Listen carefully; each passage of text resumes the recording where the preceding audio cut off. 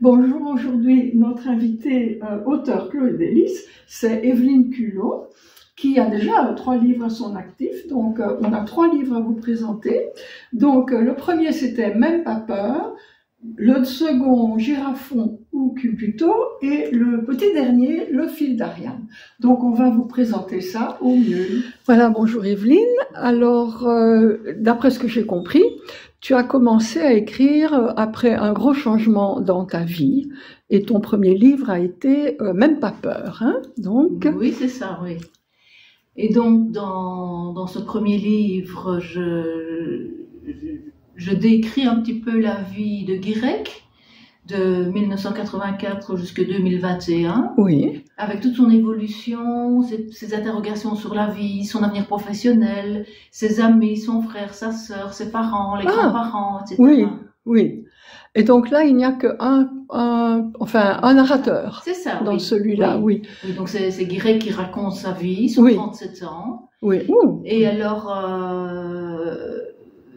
son rapport avec son grand-père qui est très, très chaleureux. Oui. Et le but du livre, et des 3 d'ailleurs, parce que je suis un peu la même idée chaque fois, c'est de permettre au personnage d'évoluer et de se rendre compte de son évolution, et de se poser des questions et de se retrouver lui-même et de se ressentir. Donc tu m'as dit que dans ton premier ouvrage, Même pas peur, tu n'avais mis qu'un seul narrateur, mais que tu as trouvé que c'était plus facile pour toi, et peut-être pour le lecteur aussi, d'ajouter des narrateurs par la suite.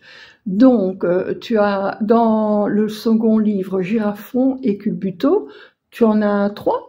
J'en ai 3, c'est ça. 3. Parce que je me suis rendu compte lors de la rédaction du premier livre que lorsque je voulais introduire des éléments qui n'appartenaient pas à Guirec, le héros, le seul personnage qui raconte son histoire, il fallait que j'utilise des subterfuges du style Guirec a entendu ça de sa chambre, il a entendu que sa mère disait une phrase que lui, il n'était pas du tout d'accord avec ça.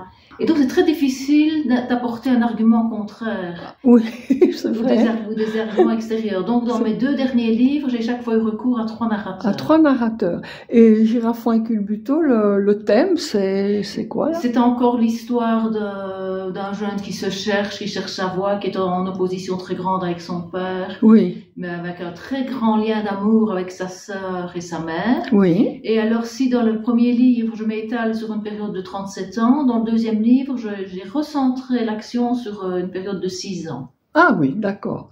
Donc c'est un peu le plaisir de décrire une évolution, des changements de mentalité, enfin de comportement peut-être aussi dans la vie, de s'adapter.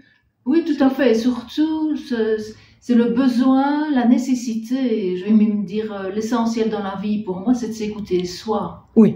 Et de savoir qu'est-ce que je veux vraiment. Oui. Essayer un petit peu de bouger le masque social qui nous pousse à avoir des comportements qui ne correspondent pas à nous-mêmes, auxquels on adhère par habitude, par souci d'être bien aimé, de convention sociale, etc. Mais oui. Et donc, la difficulté d'arracher ce masque pour vraiment être soi-même. Ah oui, ok. Nous arrivons déjà à ton 3e livre. Il faut dire que tu travailles vite, hein, à mon rythme quand j'ai envie. Oui, d'accord. Et donc le 3e, qui est le petit dernier, c'est pour le moment, c'est Le fil d'Ariane. Et voilà, il nous présente quoi, Le fil d'Ariane?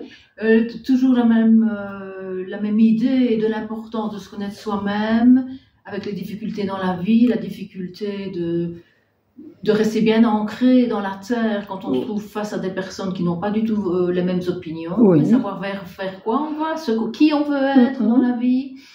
Et là aussi, j'ai eu recours à 3 narrateurs parce que ça permettait d'être plus englobante au niveau des réflexions. Oui.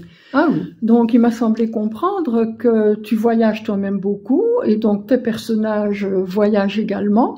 Et tu t'attaches beaucoup aux anecdotes et aux détails un peu hors du commun que tu rencontres au cours de tes voyages. Hein? Oui, tout à fait, tout à fait.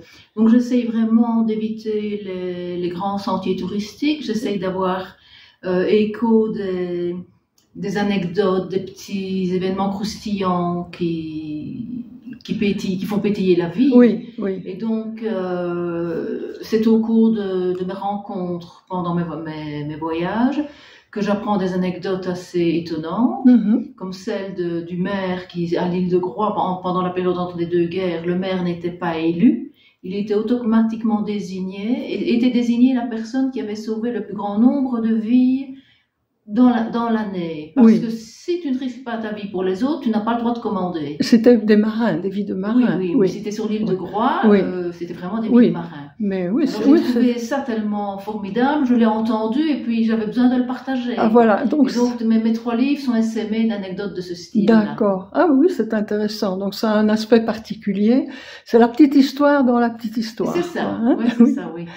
Eh bien, merci Evelyne, c'est gentil d'être venue et de nous avoir présenté tes ouvrages, 3 pour le moment. On sait que ça va continuer. Oui, parce que j'ai beaucoup de plaisir dans l'écriture et je suis très reconnaissante à Chloé Delis qui m'a permis d'ouvrir cette porte. Ah, c'est bien, merci. Voilà, eh bien, donc au prochain, mais on va d'abord savourer le 3e, évidemment. Ok.